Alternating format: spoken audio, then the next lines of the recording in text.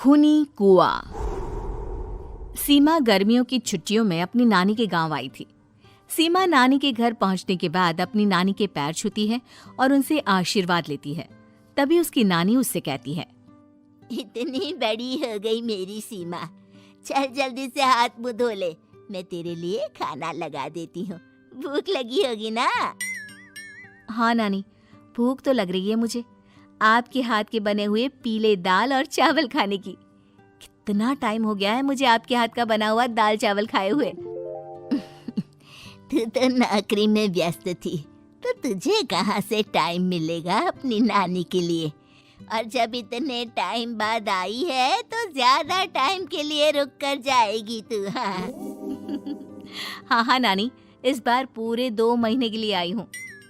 सीमा की नानी अंदर जाकर उसके लिए खाना बनाने लगती है। सीमा कमरे में अकेली होती है, तभी उसे किसी औरत के रोने की आवाज सुनाई देती है।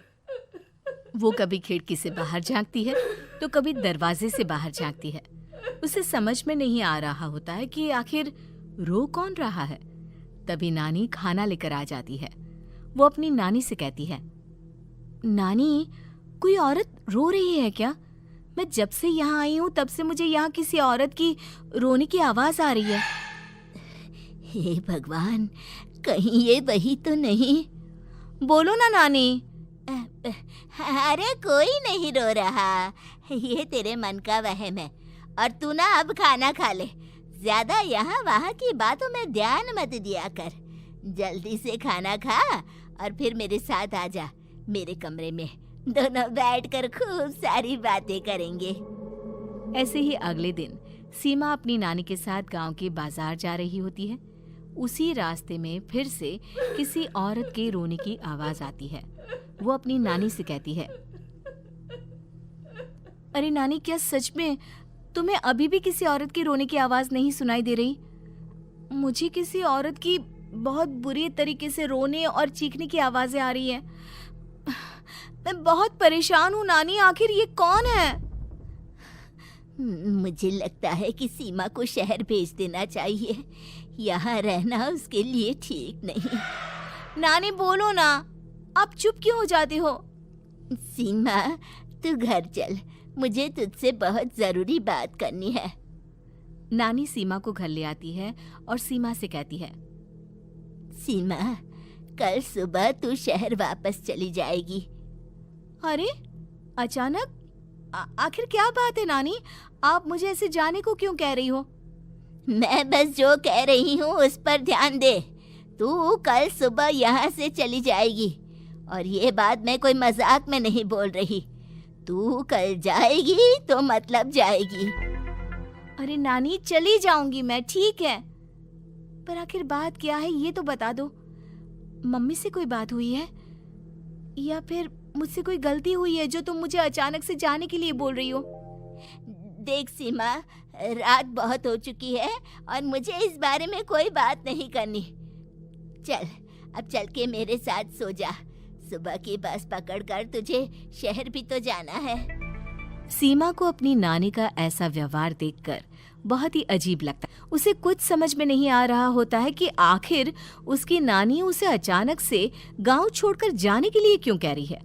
ये सारी बातें सोचते सोचते सीमा की आंख लग जाती है और वो अपनी नानी के साथ सो जाती है।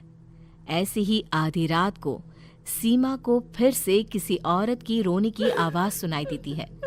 वो उस औरत की आवाज सुनकर बार बार करवटें बदल रही होती है और तभी उसे सपने में भी एक अजीब सी औरत की परछाई दिखाई देती है, जो इतना चीख चीख कर रो रही होती है कि सीमा डरकर उठ जाती है। वो पूरे पसीने पसीने हो रही होती है।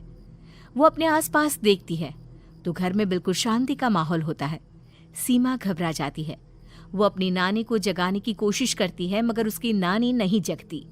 सीमा को फिर से उस औरत की रोने की आवाज सुनाई देती है। आखिरकार सीमा अपने आप को रोक नहीं पाती और वो घर का दरवाजा खोलकर बाहर निकलती है। आखिर ये माजरा क्या है? आज तो मैं पता करके रहूंगी। अब आवाज का पीछा करते हुए सीमा आधी रात को गांव के चौपाल के पास बने कुएं के पास पहुंच जाती है, जहां कुएं की चारों ओर बेड़ियां लगी होती हैं उन बेड़ियों में लगे हुए ताले के साथ एक लाल रंग का कपड़ा और माता रानी का कलावा बंधा होता है। उस कुएं में से सीमा को किसी के रोने की आवाज आती है। सीमा परेशान हो जाती है। इस कुएं में कौन है? कौन है यहाँ? सुनो, कौन है? कौन रो रहा है? वो चिल्ला चिल्ला कर पूछती है और साथ ही लोगों को जगाने की कोशिश करती है, मगर किसी को भी उसकी आवाज सुनाई नहीं देती। अब सीमा खुद उस कुएं के पास की बेड़ियों और तालों को खोलने की कोशिश करती है और किसी तरह कुछ देर की मशक्कत के बाद सीमा उसको खोल भी देती है। और जैसे ही वो कुआं खोलकर उसके अंदर झांकती है, सीमा उस कुएं में गिर जाती है। इतने में उसकी नानी की नींद भी खुल जाती है और सीमा को पास ना देखकर नानी परेशान हो जाती है।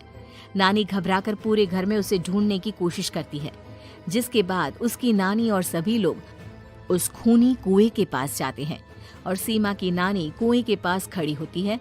सभी गांव वालों और सीमा की नानी को सीमा के चिल्लाने की आवाज आती है। बचाओ, कोई मुझे बचाओ। मेरी बच्ची, हम आ गए, हम तुझे बचा लेंगे। नानी, मुझे यहाँ बहुत डर लग रहा है। यहाँ इंसान की कटी हुई मुंडिया, हाथ, पैर और कंकाल है और खून भी है। नानी, मुझे डर लग रहा है।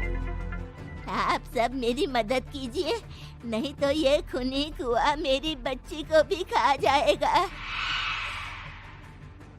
अरे मुझे तो ये समझ में नहीं आ रहा कि आखिर इस खूनी कुएं को खोला किसने। सालों पहले इसको इतनी मुश्किलों के बाद तांत्रिक बाबा ने बंद किया था।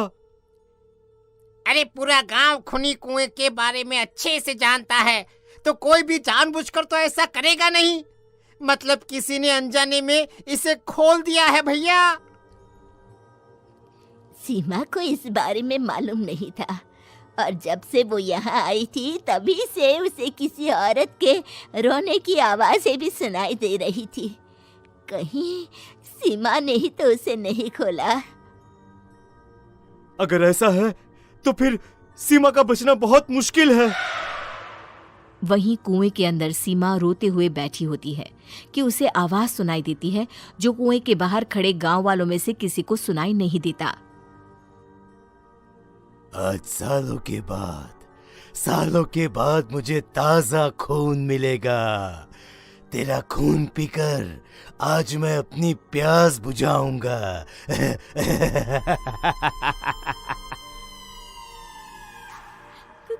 कौन है? मत मारो प्लीज, मुझे जाने दो प्लीज। मैंने किसी का क्या बिगाड़ा है? वो तुझे मरने के बाद पता चल ही जाएगा। जितने में गांव वाले और सीमा की नानी कुछ सोच पाते, उतने में उन्हें सीमा के चिल्लाने की आवाज आती है और अगले ही पल सब शांत हो जाता है। क्या हुआ? सीमा, मेरी बेटी। माफ करना बहन, लेकिन अब सीमा वापस नहीं आएगी। हमें एक बार फिर से कुएं को बंद करना होगा। गांव वाले तभी तांत्रिक को बुलाकर लाते हैं। एक बार फिर अपनी शक्ति से तांत्रिक बाबा उस कुएं को हमेशा हमेशा के लिए बंद कर देते हैं और वहां एक बोर्ड लगा दिया जाता है कि यहाँ आना मना है।